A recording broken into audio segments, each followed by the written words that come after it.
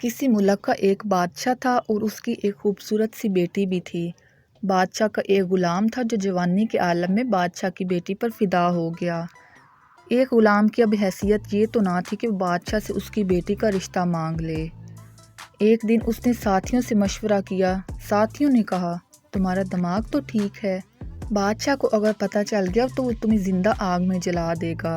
اب غلام کافی پریشانی کی عالم میں تھا اور اس نے پریشانی کے عالم میں ایک فیصلہ کیا کہ پریشانی سے اچھا ہے کہ بادشاہ کی خدمت میں جا کر اپنی خواہش کا اظہار کر دوں، پھر اپنی قسمت کی آگ میں جلنا نصیب ہو یا پھر بادشاہ کی بیٹی نصیب ہو۔ اب وہ غلام بادشاہ کی خدمت میں حاضر ہوا۔ بادشاہ نے آنے کی وجہ پوچھی تو غلام نے گھبراہٹ میں سارا قصہ سنا دیا اور بولا کہ بادشاہ سلامت، اب آپ اپنی بیٹی کا نکاح مجھ سے کر دیں، مجھ پر احسان کر دیں۔ بادشاہ کو بہت غصہ آیا، اپنی حیثیت دیکھو اور میری حیثیت دیکھو۔ بادشاہ سلامت نے سوچنا شروع کر دیا کہ اب میں غلام کو کیا جواب دوں تاکہ یہ رشتہ مانگنے سے انکار کر دے۔ بادشاہ نے غلام کے سامنے ایک شرط رکھ دی کہ تم نے یہ پوری کر دی تو تمہارا نکاح شہزادی سے کر دوں گا، اگر نہ پوری ہو سکی تو میں تمہیں آگ میں جلا دوں گا۔ فیصلہ تمہارے ہاتھ میں ہے، اگر تم 2 بوری بچھو بھر کر لے آؤ گے تو تمہاری شادی شہزادی کے ساتھ کر دوں گا، ورنہ آگ میں جلنے کے لیے تیار رہنا۔ بادشاہ نے شرط اس لیے رکھی تھی کہ اتنے زیادہ بچھو وہ کہاں سے اکٹھے کرے گا۔ غلام یہ شرط پوری کرنے میں ناکام ہو جائے گا اور دوبارہ رشتہ مانگنے بھی نہیں آئے گا۔ غلام یہ شرط سن کر بہت حیران اور پریشان ہوا، لیکن اس نے بادشاہ کی یہ شرط مان لی اور اپنے کام میں مصروف ہو گیا۔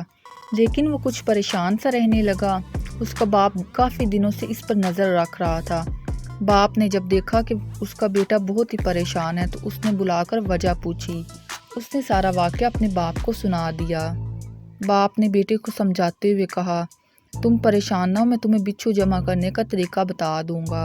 باپ بولا، شام کو تم میرے پاس آ جانا، میں تمہیں بچھو پکڑنے کا طریقہ بتاؤں گا۔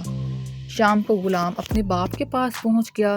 باپ نے 2 بوریاں لانے کو کہا۔ جب وہ 2 بوریاں لے آیا تو باپ نے قبرستان میں ایک قبر کا پتہ بتایا کہ کہا، فلاں قبر پر جاؤ اور قبر سے ساری مٹی نکالو۔ آخر میں جب ایک اینٹ رہ جائے تو شروع کی اینٹ نکال کر بوری کا منہ سوراخ پر رکھ دینا۔ جب بوری بھر جائے تو اس بوری کا منہ کسی رسی سے باندھ لینا اور کسی دوسری بوری کو بھی اس طرح سے بھر لینا۔ اس کے بعد قبر کو اچھی طرح سے بند کر دینا اور بوریاں بادشاہ کے پاس لے جانا۔ باپ کے کہنے پر غلام نے ایسا ہی کیا جیسا کہ اس کے باپ نے اسے مشورہ دیا تھا۔ غلام نے بچھو سے بھری ہوئی بوریاں بادشاہ کے سامنے پیش کر دیں۔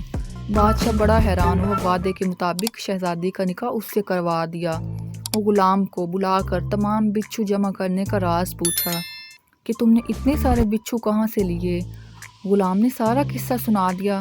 پھر بادشاہ نے اس کے باپ کو حاضر ہونے کا حکم دیا۔ اگلے دن اس کا باپ بادشاہ کے سامنے حاضر ہوا تو بادشاہ نے اس سے پوچھا کہ تمہیں کیسے معلوم تھا کہ فلاں قبر میں اتنے سارے بچھو ہیں اور یہ فلاں بندے کی قبر ہے؟ یہ آدمی زندگی میں داڑھی منڈواتا رہا، مرتے وقت اس کی داڑھی منڈی ہوئی تھی۔